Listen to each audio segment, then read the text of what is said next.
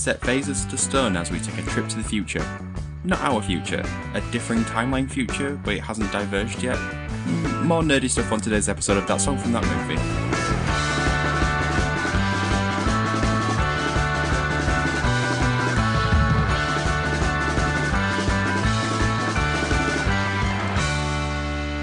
Macaroni and cheese. Nope. Try another one. What the hell is macaroni and cheese? The response was supposed to be, everybody freeze. What's it? Apparently so. Work hard. Play hard? Do right. Thank you for joining That Song from That Movie, the journey through the very best and worst of movie songs. I am your Captain Jean-Luc Picard host, Dietrich, and we're joined today by a Captain James T. Kirk type, Alex. A type? Yeah. What makes me a James T. Kirk type? Because I needed one to put in the intro. Okay. It's not because I'm a bit creepy. Low bar. I was after that alien poo-tang. I'm sure Ben can probably guess what I'm going to say for him. I've got my fingers crossed. And we're also joined by Captain Benjamin Sisko. There we Ben. go. I wish I had a voice as smooth as Benjamin Sisko. Or just as smooth in general. Yeah, and well, apparently you're getting a microphone next week, a new microphone, so maybe it will next week. Well, we shall see. I mean, it literally says on the reviews, 5 stars makes me sound like Benjamin Sisko. So there we go. The reason I bought it. So what have you guys been watching this week? I have watched every episode of The Mandalorian because I'd never seen it before and finished it last As in night. both seasons? Yep. No spoilers. I've not seen the finale. I will not spoil In it. fact, I've not seen the last 2 episodes. I will not spoil them. What about you, Alex? I watched the season finale of Taskmaster, though. Oh yeah, I watched that, yeah. Okay season. There's definitely been better. There was good moments and bad moments. I feel like the lack of audience because of COVID and stuff has sort of really hurt it. When it goes back into the sort of auditorium, it doesn't have quite the same zing. It all felt a bit awkward, didn't it? It felt like no one really knew what to do. It felt as well like no one was like hugely funny doing the tasks. Like Johnny Vegas was good for some, for something, and the part where Richard Herring had to do all the acting by himself.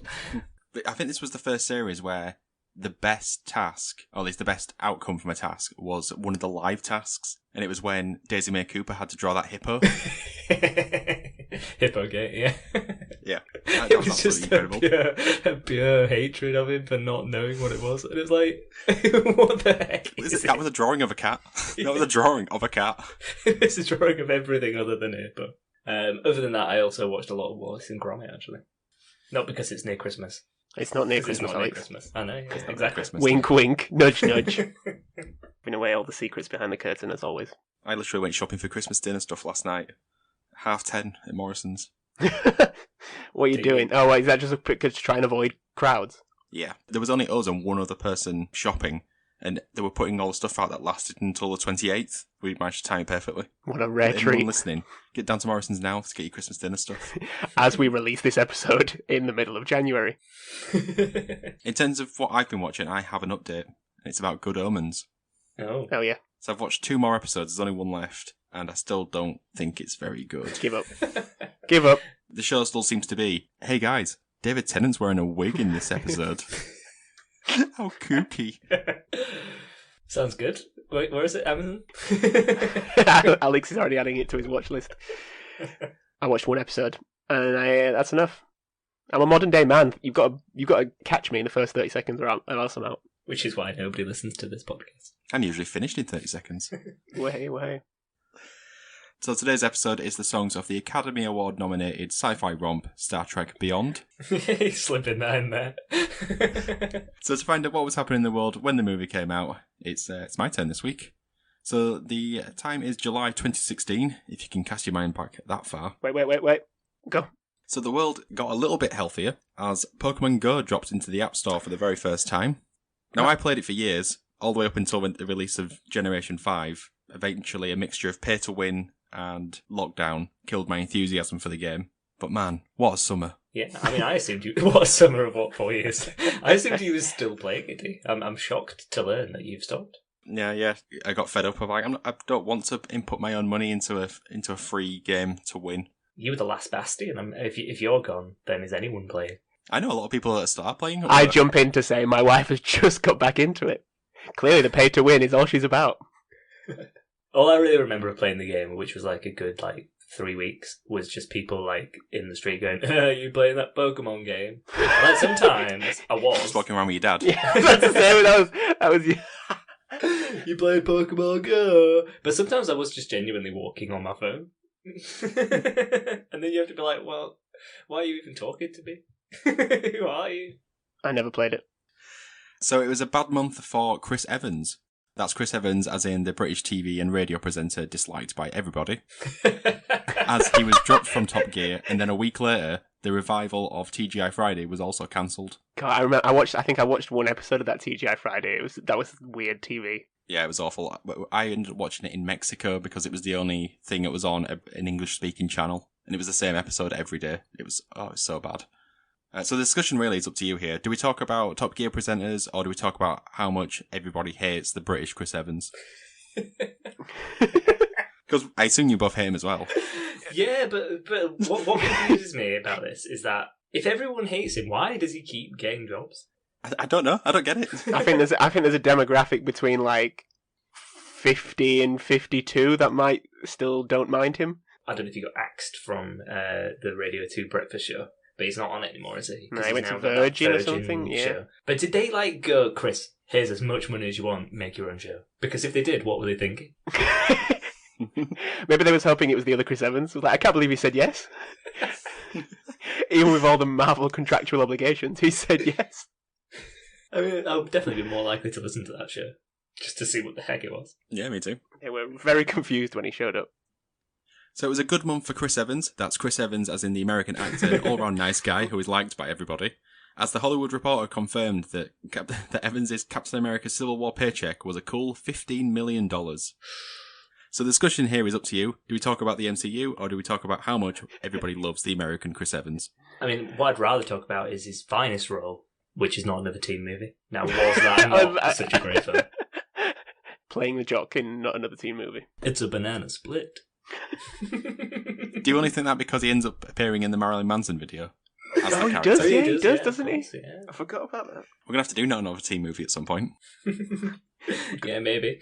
What do you mean, maybe? We will do it at some point, surely. I thought you were going to say his finest role D ever was in Fantastic Four: Rise of the Silver Surfer, but it's Dolce.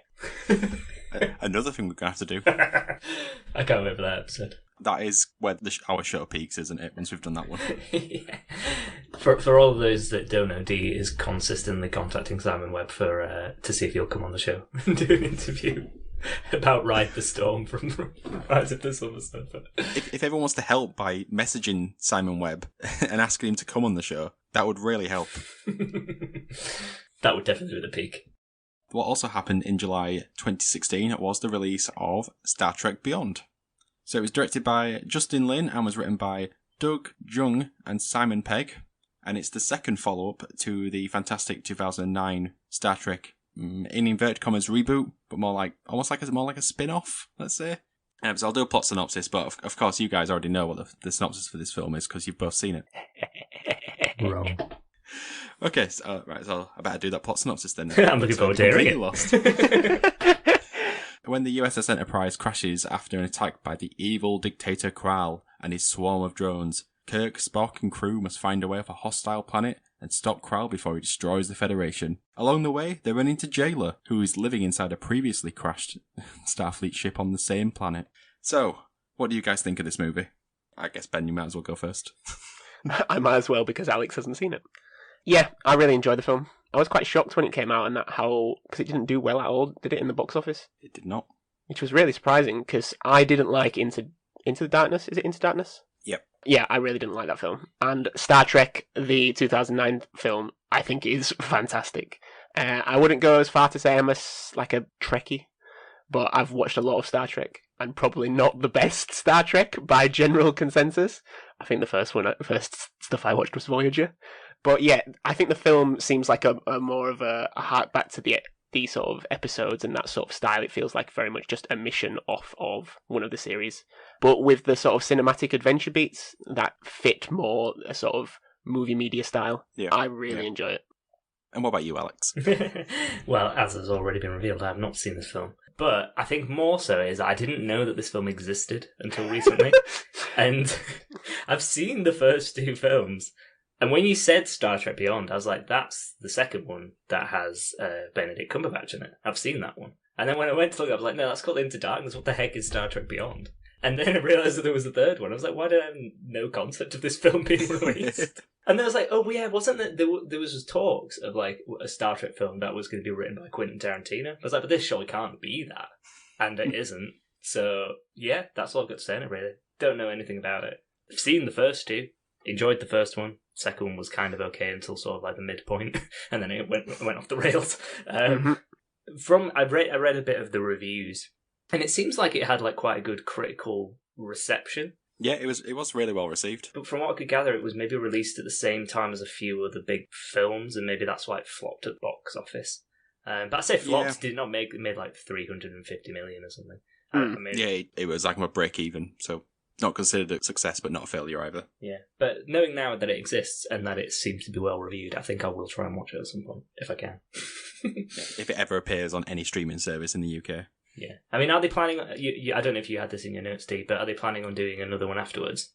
Possibly written by Quentin Tarantino, possibly not. That is true, yeah. He apparently has written the script and handed it over, but it's R-rated apparently, so the production company are like, do we want to do this, do we not? It's probably because it's a bit like, well, what's the point of doing a Star Trek film where it just takes place entirely on the SS Enterprise? But then again, so did so many of the episodes. But I'm guessing that that's what a Star Trek by Quentin Tarantino would consist of. I think they'd just go to like the Planet Feet. The Planet Feet, yep. This planet only allows barefoot. I mean, it takes his ability to make inappropriate racial commentary to an interplanetary level. That's true, actually.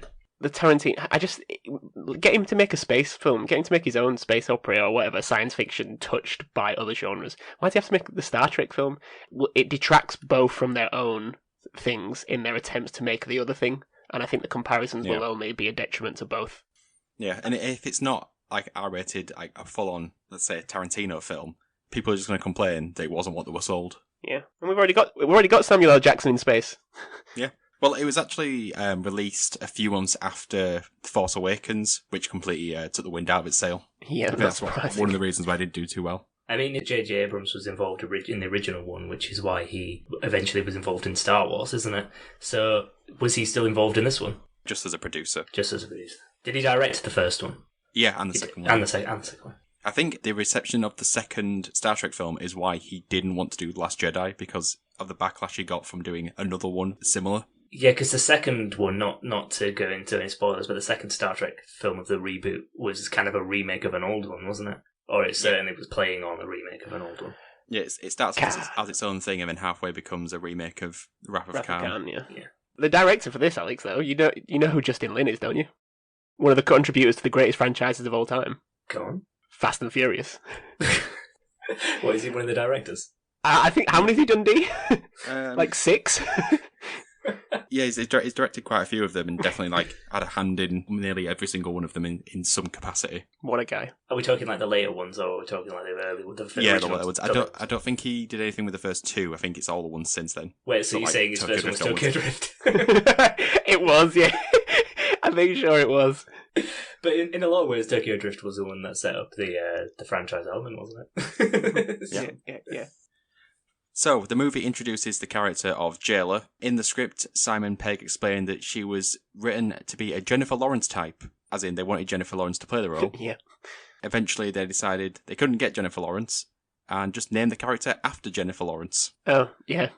For all the imagined smart little nods in this film, that's very lazy. I was reading through the trivia, and there was loads of the USS something something is a reference to episode 6 something da da da, and I was like, I'll just put this one about Jaylah being J-Lo from Jennifer Lawrence.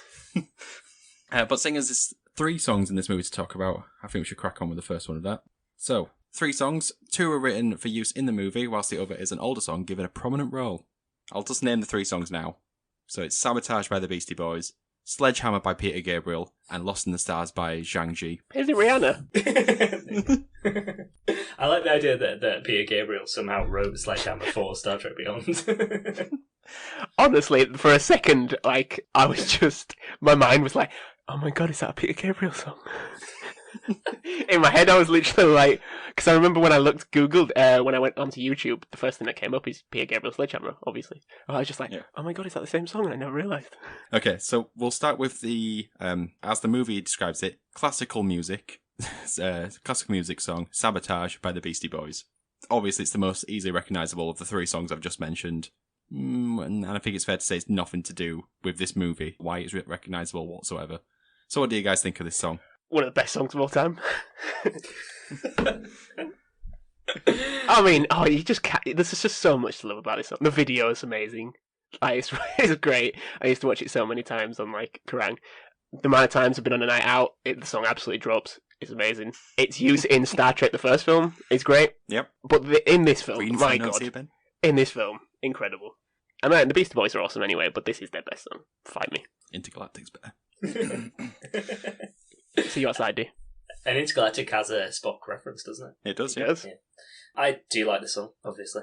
I have a similar relationship to it as Ben does, maybe not quite as strong. The part I really enjoy about Where's this the passion, is Alex? Well, I mean, I'm trying to bring it, but the part I really like about the song is the bass solo.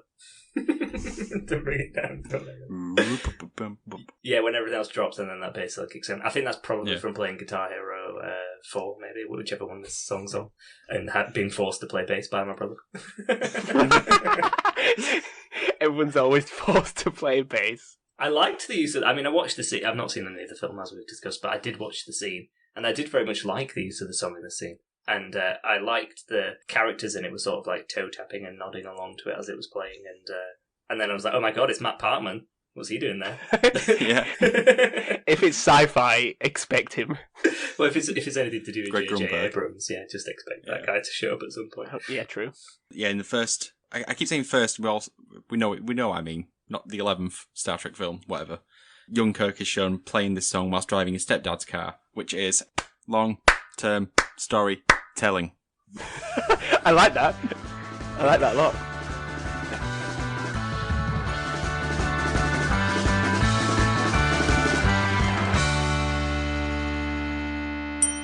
Ben, Yes. do you remember my message to you about Sabotage in the movie back when it came out? Oh god, no. Weirdly, it's one of the few messages I just remember off the top of my head. It was just something along the lines of, if you'd have told me that I'd be watching a Star Trek movie in the cinema where the solution is to play Beastie Boys at full blast out of a Starfleet ship, I would have been pissed off. But instead, I was in the cinema smiling ear to ear because it was such a fun cinema moment. Yeah, and it kind of... I don't know if it's because of the song, how good the song is. It's very easy to see that as, like, so gimmicky. And, like, they're literally defeating an alien enemy army through the use of Beastie Boys. It's anarchistic in a whole new level. I think you just go with it, you just ride with it so easily. And they do really well to edit it to the song, to like the beats. Yeah. Especially the is it ad rock sort of as it like just basically explodes. I did like coming at this from a point of view of not seeing any of the film and understanding zero of the context. I was a bit confused as to what was going. Like first, I didn't really know that they could hear the music. Then I was like, oh no, they can hear the music. The music is part of the scene. Yep. And then like, why are they playing the music? And what is it that's destroying all of these sort of weird flying sentient? I don't know, like what looked like drones. So I don't. Yeah, it was odd. But I do you want us to explain? Enthusiasm. Yeah. Essentially, the drones communicate on the same frequency as music being played, so by playing the music, it stopped them from being able to communicate with each other and it could destroy them easier. Ah. I think it's something like FM waves is like the way that because they're so sort of like a rudimentary vehicle compared to sort of modern technology that they can't be defeated by modern technology. So the way is radio waves. Yeah. Get an old boombox and absolutely... Yeah, literally, it's Say Anything style. It's John Cusack at the window. Makes sense. Sure it does, Alex. Sure it does. Okay, we'll move on to the next song. Unlike what I said before, it's not Peter Gabriel, it's Rihanna's Sledgehammer. Sledgehammer. Thank you. Which plays over the credits and is the first ever official movie tie-in song for the Star Trek franchise. Alex, what do you think of this one? I listened to the song first. I was like, this... I mean, obviously it's Rihanna singing it, but it sounds really like a Sia song. I literally was going to say that exact thing. That's so weird. And it's written by Sia, isn't it? Oh, it's written. Oh, well, that's so I was like, It sounds like what happened was Sia sang a version of it, sent it to Rihanna. I was like, yeah, something like this, and then she just was like, okay, and did that, and then we sent it back. Because it just sounds like Sia. It's a Sia song sounding like Sia, but it's by Rihanna. The ridiculously high, long notes. But just everything about it, I can't. It's like some sort of substance within the song that you can't quite put your finger on that makes it like inexplicably a Sia song, and that's what it is. But it's quite a good song. I quite enjoy listening to it. Yeah. A lot of power, a lot of range, a lot of passion. I enjoyed the video as well. It was very sci-fi. Come back to that. Ben, what do you think of the song? I'm quite similar. I mean, I must say that sort of the weird sort of high note just before the chorus does catch me off a bit. I'm just very much like, as I always think, and I think it just brings point to that interview Sia did on Graham Norton, where she's like, I can't reach those notes. And when I'm performing them live, I just point the microphone to the audience. And every time I hear those notes, especially if I think, oh, it's a Sia song or a song that sounds like her, I just think, yeah, you weren't making that note. That's a synth note. Cheat you. And I imagine Rihanna's the same. But yeah, it's a decent song. It looks like it's set on the planet where Captain Kirk fights that creature, the Gorg, yeah, whatever it is. Yeah, I thought the same thing. I'm assuming that it's an intentional play on that. But like the other thing as well to mention is that I had no knowledge of this song either. So the film, this song, which was the song for the film, completely passed me by. Because it wouldn't have surprised me if I recognised the song, even though I didn't know the film, because with it being Rihanna. But no, I have no concept of either. Yeah, I couldn't remember it until I started it, and I was like, I think I vaguely remember hearing this in the cinema as I was walking out after the film. So yeah, the music video. Let's go with that. So it's really something. She can pull off an alien. Yeah. So I'll just describe it here. But people haven't seen it. So it's basically an alien Rihanna singing and dancing on a sort of dusty, rocky planet with the drones from the film flying around her. It's got a lot of colour to the point where I assumed it was them reusing like a 4K TV preview video that you'd seen in Curry's. Like it looked like a Sony Bravia advert. It did actually. A lot of strobe lighting and light stretching across distances. Yeah. Very weird because after I saw it, I went out and bought an OLED TV. So 8K boys. Did you think that this music video was very cinematic in scope in the way it looked? A little bit, yeah. Yes. I enjoyed that Rihanna had no eyebrows. If that means it's cinematic. Well, I didn't notice the eyebrows. But this, interestingly, is the first ever music video to be shot entirely on IMAX cameras. Nice. I think it shows. Yeah, maybe. Did Christopher Nolan direct it? Spike Jonze directed it. The Rihanna video? Nah, I'm joking. I was about to say, Spike, you getting around, boy? I don't know who directed it, to be honest. It wasn't on the Wikipedia page, which I'm definitely not reading now. Do you know how much it cost to make? Was it more than the Dying of a Day video by Madonna? No idea. Doesn't say. Probably not. It's probably still not. Yeah, fun fact, Madonna invented IMAX. She did. It's not true, guys, by the way. I didn't want to comment just in case it was true. I didn't know. Was that like a Margaret Thatcher and Whippy ice cream kind of situation? Yeah. I thought. Would you agree that Rihanna seemed like an odd choice? But not because of the music style, but because she's too popular for Star Trek. It did surprise me. It did surprise me when I saw it because it didn't seem like it was a good fit necessarily. Not that the song wasn't good, or maybe that is it, that she's like too sort of popular to maybe mainstream. Is the right word, a wrong word? It just seemed like it was an unusual, anachronistic fit. Yeah, I agree, especially with like where the franchise was in the teens, the tenties, whatever you want to call it, that decade. What do you call it? Yeah, probably the teens. The tens. The tens. The teens or the tens is better than the tenties. The 2010s. Yeah, the 2010s. I just go full. Yeah. Okay, in the 2010s, and the franchise wasn't doing particularly well. There was no TV shows. It looked like there was never going to be another Star Trek TV show again. Into Darkness hadn't done well critically. So, yeah, it just seems like the franchise wasn't exactly going in the right direction. So how they managed to get Rihanna is basically she was a big Star Trek fan herself. So she was introduced to the show as a child by her father. Basically echoes sentiments you hear from other actresses like Whoopi Goldberg, that because the Star Trek franchise, especially the Star Trek TV shows, offer such... the franchise is so well diverse that you usually find that people from like Black, Asian, minority, ethnic backgrounds are always fans of the franchise because there's representation. Here. That's a good point. And it's something I hadn't really thought of before, but it kind of does make sense. Because it was the first, was it first interracial kiss on screen or something in Star right, Trek? yeah. Wow, that's Yeah, a and that fact. was like a rig. Shatner made sure it was him because it was supposed to be Nimoy. Of course it was. It was supposed to be Nimoy, and Shatner was like, no, it would be Kirk, wouldn't it? It'd be Kirk. Of course it would be Kirk. They're pushing boundaries while at the same time some are tightening. Yeah, I mean, the story has ups and downs, definitely. So yeah, no, that's really interesting actually, because I was wondering why would Rihanna do this? It doesn't, surprise me, but yeah, no, that kind of really fits. Yeah, it's a really good point. So, talking of representation matters, are any of you guys from China? The amount of leading questions you have here. I'm guessing the correct answer here is no. If you went to see this film in China, you did not hear Rihanna's voice in this movie. Instead, you heard the voice of Zhang Ji, or to us westernized people, Jason Zhang, and his hit song, Lost in the Stars. I'm very... Wait. So, right, okay, because I had no concept of this film whatsoever, obviously. So this song, the third song that you asked us to listen to, replaced the Rihanna version. Yes. The Rihanna song. Correct. He didn't do a cover of that song. He did a different song and then replaced it with... Right, that- okay. That explains a lot. So yeah, audience, if you've not heard it, you are forgiven, but you should check it out, You should because, definitely check it Alex, what do you think of this song? It's an absolute jam. Is it really? I didn't realise that there was a third song that I had to listen to for this episode. I'll be honest right now, and so I've just listened to it in the ad break. My God, you need to check this out. It's somewhere between Justin Timberlake and as Ben, you said this, not me, has an Enrique Iglesias vibe to it.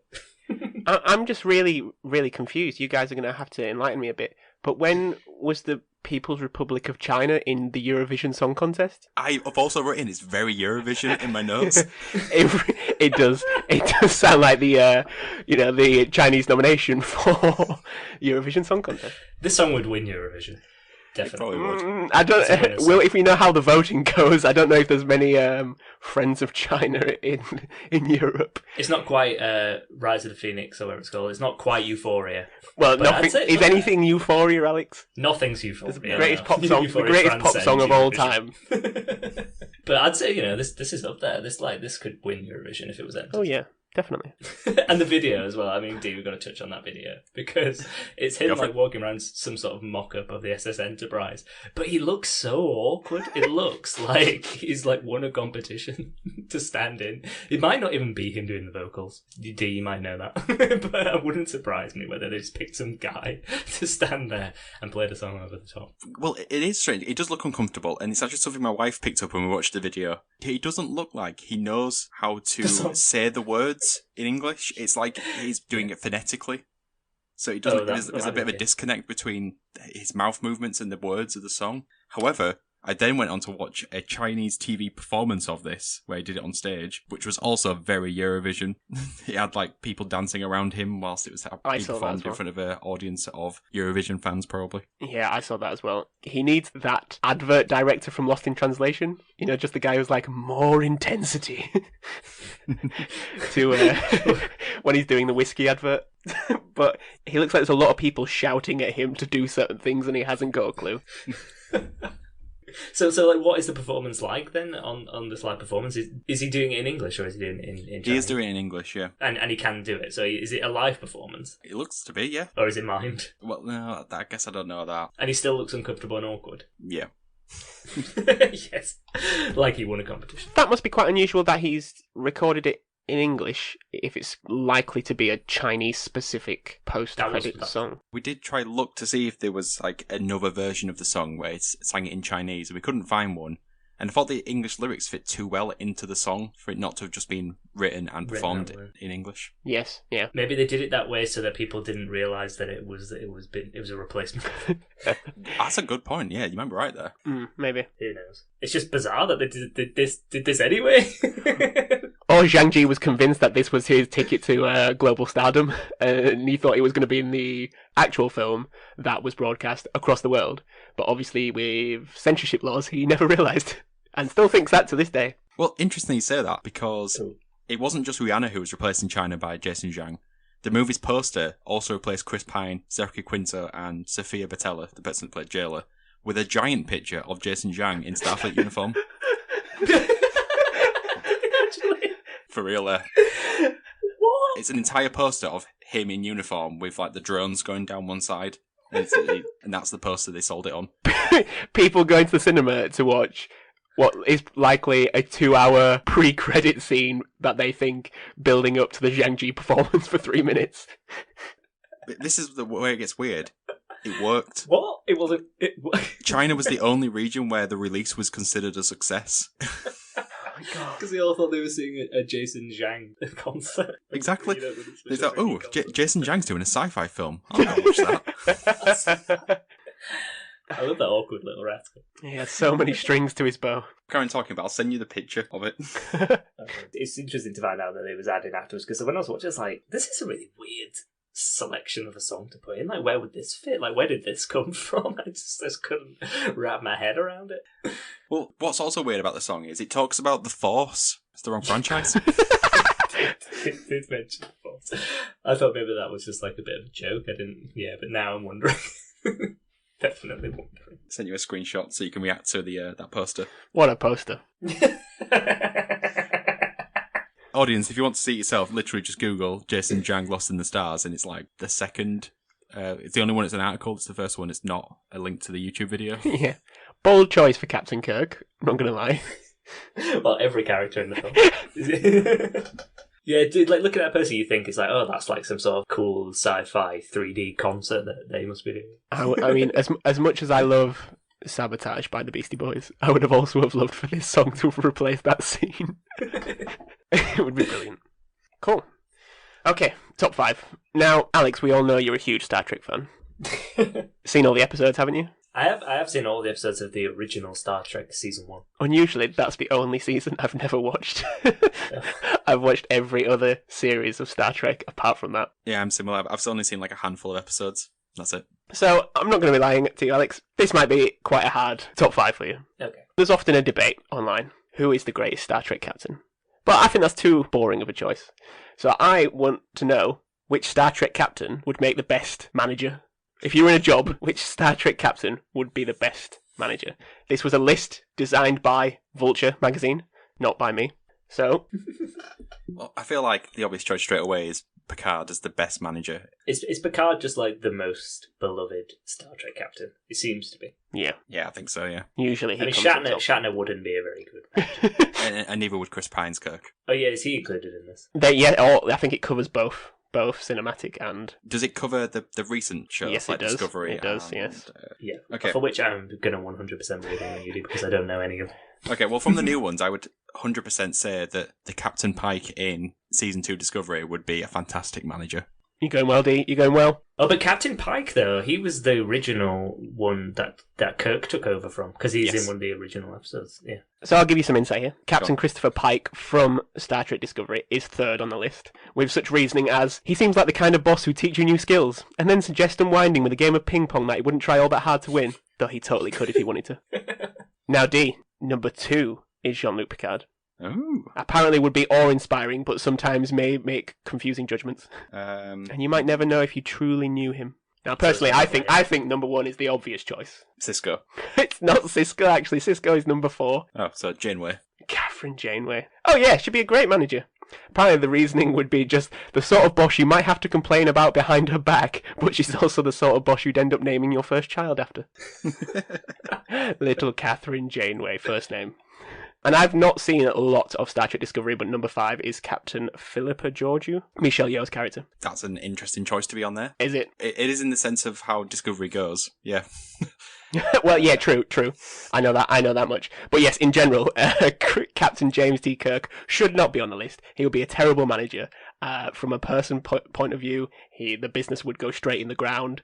You might have a good sort of fiscal calendar one year, but, in general, It depends what department is in there, because, like, you know, like, if you guys have seen Mad Men and stuff like that, where they have, like, an accounts team, where all they do is, like, schmooze, like, people who they're trying to get into the business. I feel like he'd be pretty good at doing that. Well, so not the job, but the sort of the social. It'd be a great social. Well, that is Ben. That is the job. I suppose. If you've seen Mad Men, and you know the character of Roger Sterling, yes. then So then he is that he'd be very much a good manager in the sort of the 60s. Well, maybe even earlier than that. 60s is pushing it. Back to you, Dean. Okay, cool. Thank you. That was a good list. It's now time for the ultimate question, which is going to be the best of the three. Don't you dare, Alex. Don't you dare. Okay, so Don't you dare.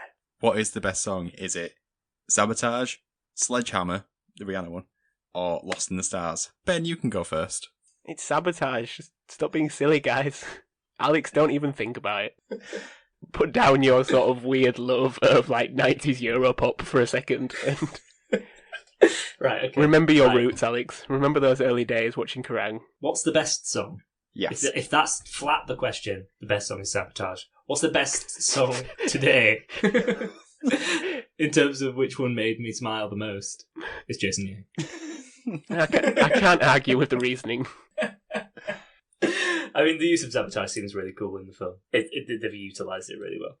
That Jason's I can't remember what it's You're going to be called. disappointed as well when you watch it, because you're not going to get the Chinese version of the film, so you're going to get the Rihanna song at the end. Yeah, but I can just watch it on YouTube afterwards.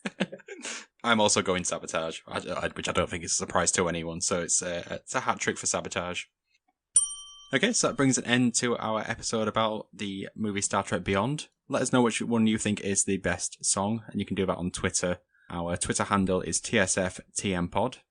If you want to help out the podcast, you can do that in a handful of ways. One, you can share it on Reddit. Ben, what subreddit should they pick this week? Oh, that's a good question. No, Ben, you know. The Zhangji subreddit. There we go. It needs to be shared on what's the Chinese social media? I forget what it's called. Weibo? Is it Weibo? There we go. Find a way to log on to Weibo. The second way you can help us is on our Patreon. It starts from £1 a month. We have a new Patreon subscriber, so guys, say hello to Jack Thorpe. Hello. That's very Hello, exciting. Jack. Thank you for what was it? Patronising. What's the word? Thanks for patronising us. Yes. Patreon.com/TSFTM. And the final way you can help us is by buying our fantastic merchandise. Lots of different options on there, whatever you want. T-shirts, masks, books. The merch is tpublic.com/TSFTM. So all that's left now is to do some goodbyes. So it's goodbye from myself, goodbye, and goodbye from Alex. Come in peace, shoot to kill, shoot to kill. I was so close to picking a line from the firm. And goodbye from Ben. Like a pinch in the neck of Mr. Spock. So goodbye everybody. Bye. See you later. Make it so.